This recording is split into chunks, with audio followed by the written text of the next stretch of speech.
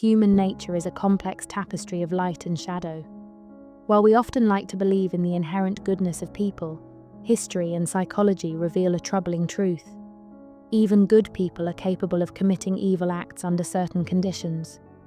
This unsettling idea challenges our understanding of morality and forces us to confront the darker potentials within ourselves and others. Philip Zimbardo, a renowned psychologist, explores this phenomenon in his groundbreaking work, The Lucifer Effect, understanding how good people turn evil. Through his research, including the infamous Stanford Prison Experiment, Zimbardo demonstrates how situational forces, systemic power, and psychological mechanisms can transform ordinary individuals into perpetrators of harm. The Lucifer Effect serves as a framework for understanding how good people can be led down a path toward evil, often without realizing it until it's too late. This raises a haunting question: would you be capable of committing evil under the right circumstances? It's a question that forces us to look beyond simplistic notions of good and evil and consider the powerful role of context, authority, and human psychology in shaping behavior. As we delve deeper into the Lucifer Effect, we'll uncover the mechanisms that can turn good people into monsters and explore how we might resist these forces to uphold our moral integrity. In 1971, Philip Zimbardo conducted one of the most controversial and illuminating experiments in the history of psychology, the Stanford Prison Experiment. Designed to study the effects of power and authority, the experiment randomly assigned 24 psychologically healthy male college students to roles as either guards or prisoners in a simulated prison environment. What began as a 2-week study had to be terminated after just 6 days due to the extreme and disturbing behaviors that emerged. The transformation of guards and prisoners. Within a matter of days, the participants fully embraced their assigned roles. The guards, given uniforms, sunglasses, and authority, quickly became abusive and authoritarian. They subjected the prisoners to humiliation, psychological manipulation, and even physical punishment. The prisoners, stripped of their individuality and dressed in degrading smocks, became submissive, anxious, and emotionally broken. Some prisoners experienced such severe distress that they had to be released early. Psychological mechanisms at play.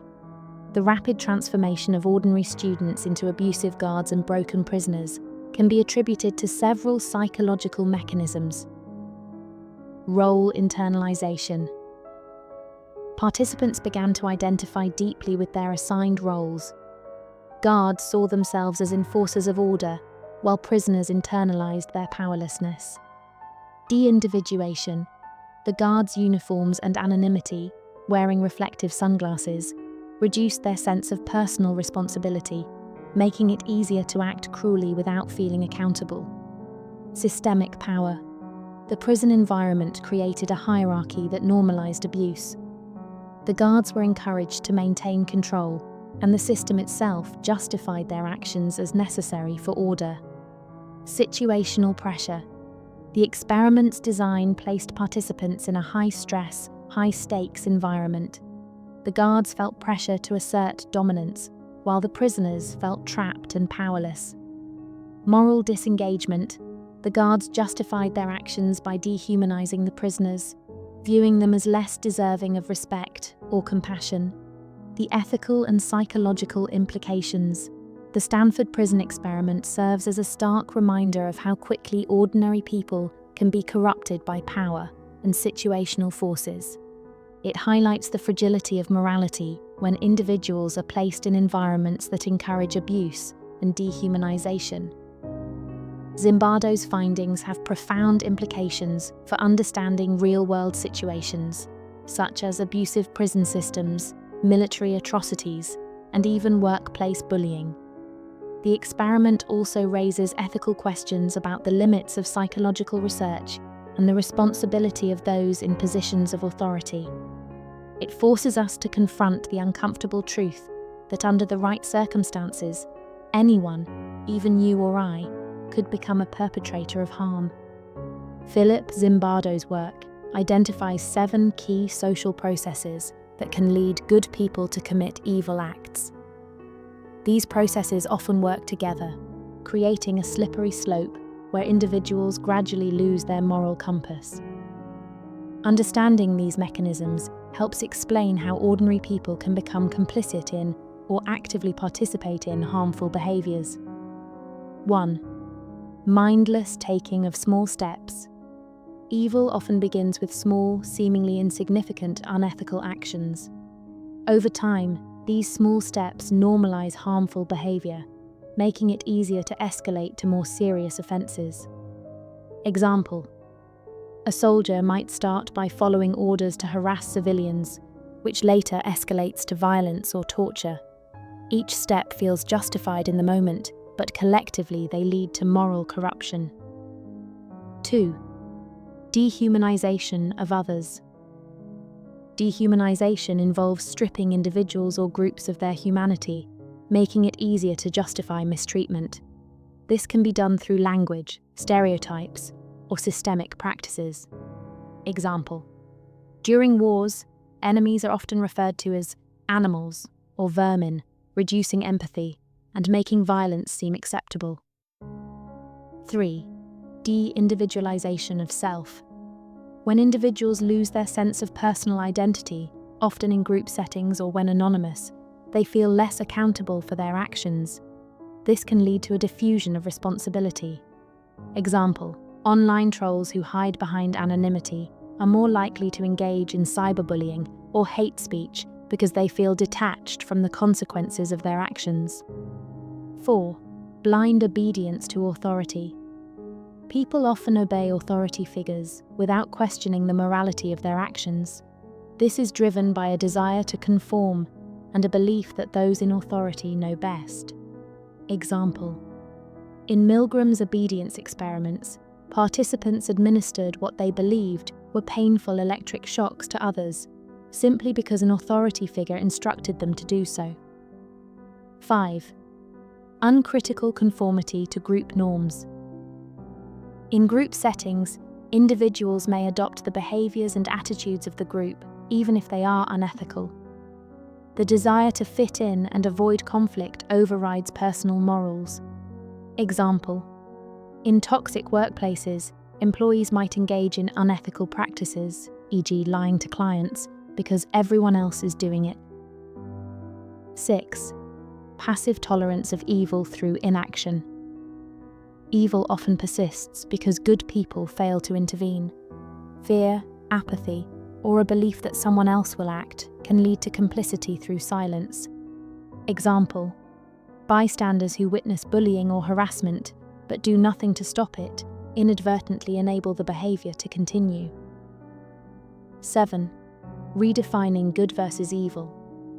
Individuals and groups may rationalize immoral actions by redefining them as necessary, justified, or even virtuous. This cognitive distortion allows them to maintain a positive self-image while committing harm. Example: a corrupt politician might justify embezzlement as redistributing wealth or helping their community. Why these processes matter? These 7 social processes are not isolated. They often reinforce one another, creating a perfect storm for moral failure. For example, dehumanization makes it easier to obey unethical orders, while conformity to group norms can silence dissent. Recognizing these processes is the first step toward resisting them.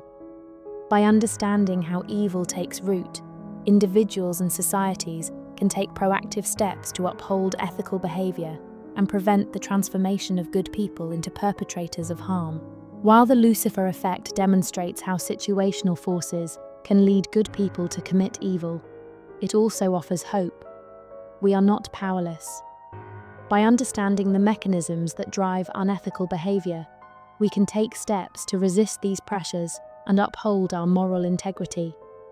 Here are key strategies for preventing the transformation into a monster. Stay self-aware.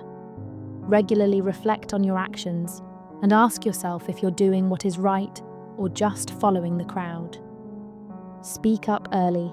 Challenge small unethical acts before they escalate.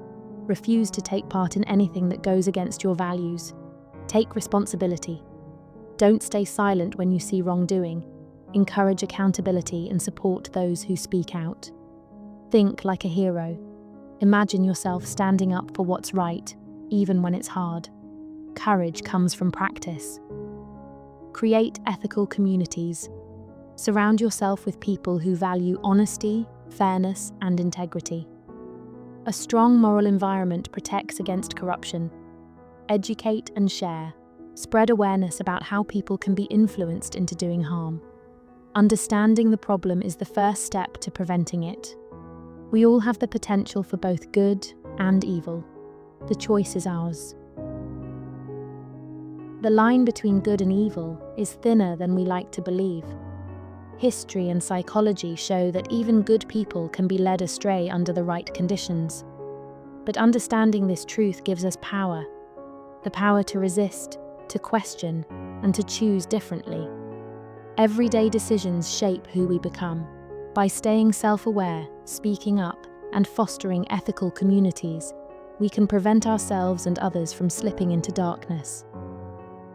The fight against evil doesn't start with grand heroic acts.